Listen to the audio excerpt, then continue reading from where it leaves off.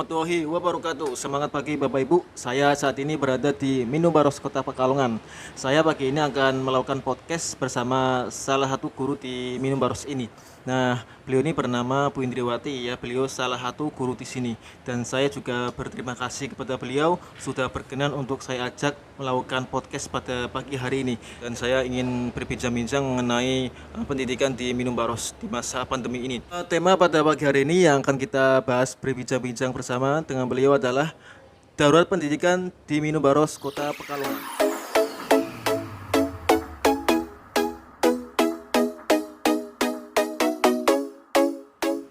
Kita sering mendengar kata darurat pendidikan. Ya.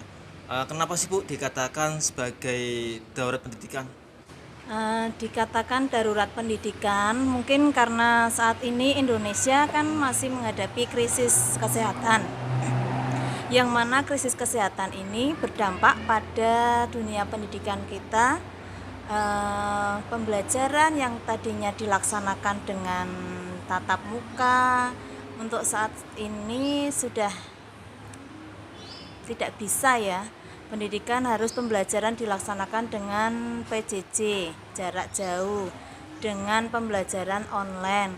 Sementara kita tahu bahwa pendidikan PJJ ini, pembelajaran PJJ ini banyak sekali kendala yang dialami guru, siswa maupun orang tua.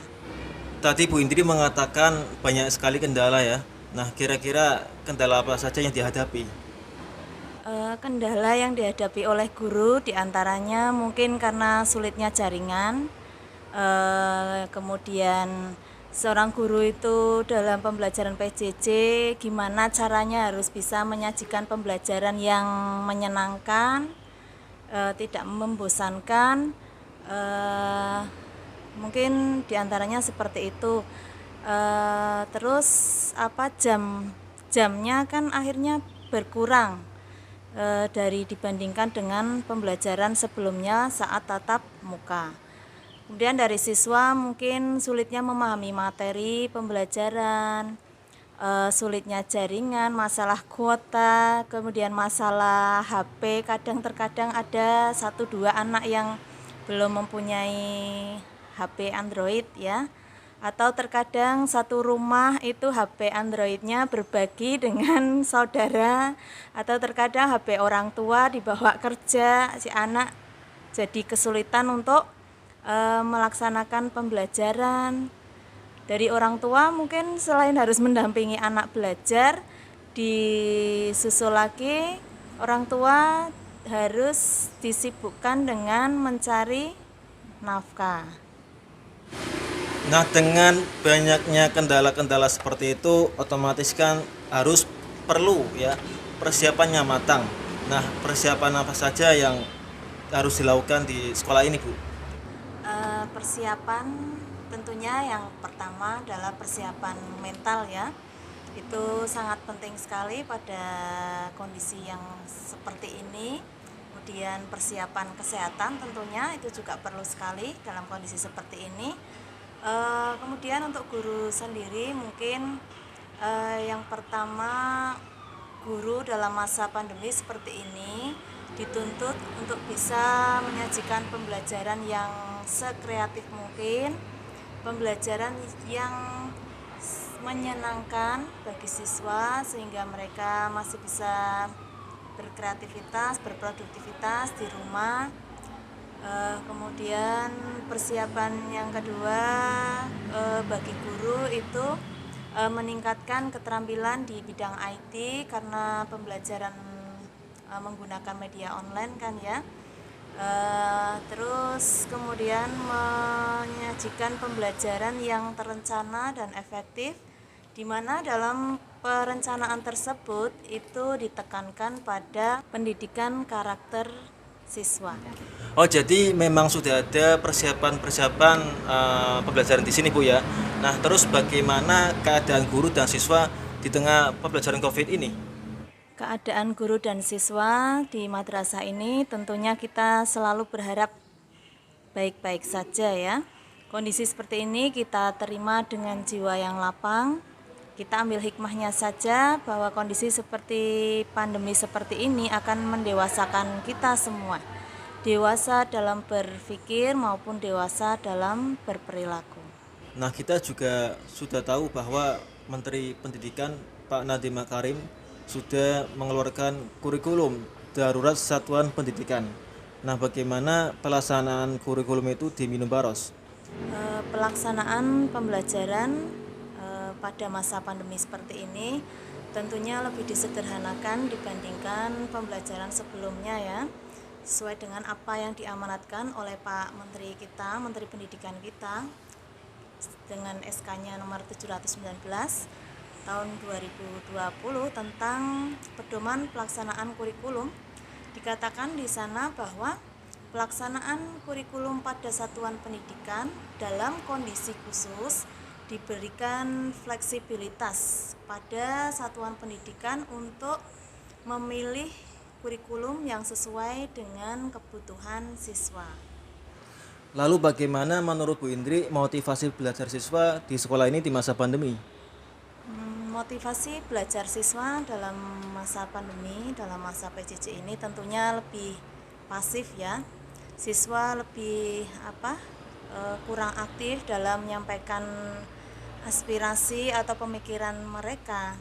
Jadi mungkin dalam kondisi yang seperti ini diperlukan strategi untuk meningkatkan motivasi belajar siswa di masa PJJ di Minum Baros ini sehingga mereka masih bisa memiliki prestasi. Lalu strategi apa saja yang perlu untuk meningkatkan motivasi belajar siswa menurut Bu Indri?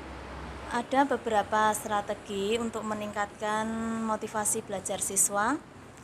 Di antaranya yang pertama mungkin meningkatkan kualitas guru itu sendiri.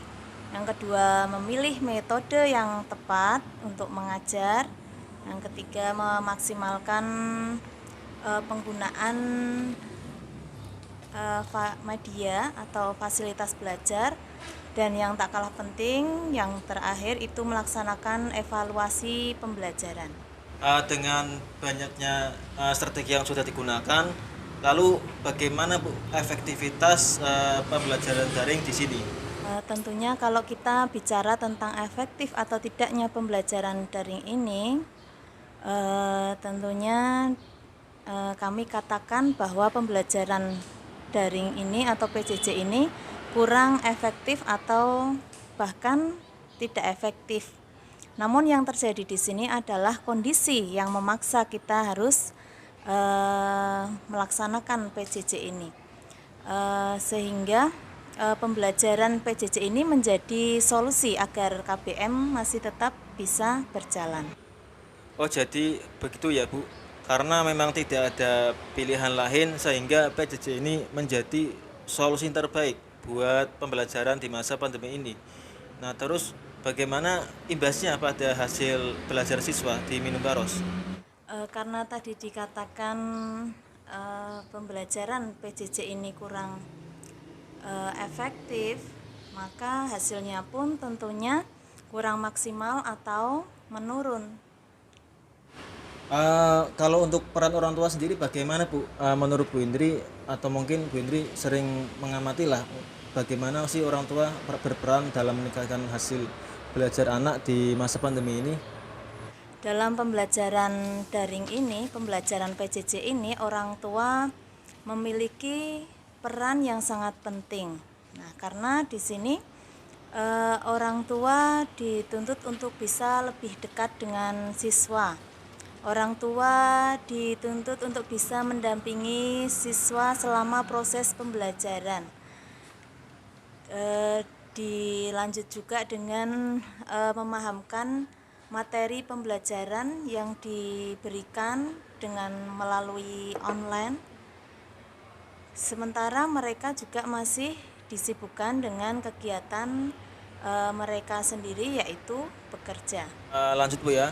Terus bagaimana mengenai penilaian dan angka rapot dalam pembelajaran daring ini Bu? Kan pasti rada gimana ya? Karena kan kalau ketemu langsung kan bisa menilai langsung, tapi dengan cara daring ini kan pasti ada beberapa hal yang dilakukan oleh guru, mungkin ada apa gitu. Bagaimana Bu Indri? Mengenai penilaian dan angka rapot, sebenarnya ini menjadi masalah tersendiri ya bagi kami para guru di sekolah. Eh, Apalagi kalau kita berpegang pada prinsip keadilan. Tentunya ini menjadi tidak adil bagi mereka yang mengerjakan pembelajaran secara mandiri dengan mereka yang dibantu atau bahkan yang terkadang yang mengerjakan tugas itu adalah orang tua mereka atau saudara mereka, bukan si anak itu sendiri. Namun kalau kita berpegang pada fungsi utama daripada penilaian itu sendiri, yaitu menghadirkan data dan informasi, maka hasil dari PJJ ini sudah barang tentu sangat membantu sekali kami para guru menghadirkan data atau informasi atau nilai itu sendiri. Ini pertanyaan terakhir, harapannya Bu Indri apa di masa pandemi ini? Tentunya harapan kami kondisi ini segera berlalu ya. Pembelajaran tatap muka bisa segera dilaksanakan kembali, mengingat banyaknya kendala yang dihadapi baik oleh guru, siswa maupun orang tua, dan saya yakin ini menjadi harapan mereka juga agar pembelajaran tatap muka bisa diberlakukan kembali. Oke baik, podcast pada pagi hari ini sudah selesai. Tadi kita sudah berbincang-bincang banyak kepada beliau Bu Indri, dan kita tentunya dapat ilmu dan pengalaman yang sangat luar biasa dari beliau ya, tentang baik itu pembelajaran daring dan bagaimana cara mengatasi kendala-kendalanya. Dan tentunya kita juga jangan lupa ya, kita harus mematuhi 4M ya. Yang pertama memakai masker ya. M yang kedua mencuci tangan. M yang ketiga menjaga jarak, dan M yang keempat yaitu menghindari kerumunan. Dan tentunya jangan lupa juga kita harus berdoa agar kita selamat dan keluarga kita juga selamat dari pandemi Covid ini. Mungkin itu yang bisa saya berikan pada pemirsa dan penonton dimanapun Anda berada. Dan jika ada kesalahan atau salah kata tentang podcast ini, saya pribadi dan beliau Bu Indri memohon maaf yang sebesar-besarnya ya. Mungkin cukup sekian ya. Wassalamualaikum warahmatullahi wabarakatuh.